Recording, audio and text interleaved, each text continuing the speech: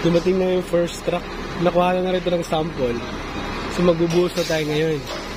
So nakaantaba yung pangalawa, no? So ready na tayo magbuhos ng sa second floor slab, no? Yan, overtime works to. Sobrang mag-alas 12 na, no? So start. Ayan, okay na yung setup niya. Nakadugtong na rin mga pipe, no? So nakaantaba yung mga tao natin para sa buhos. Sige, game on. Buhos na buhos.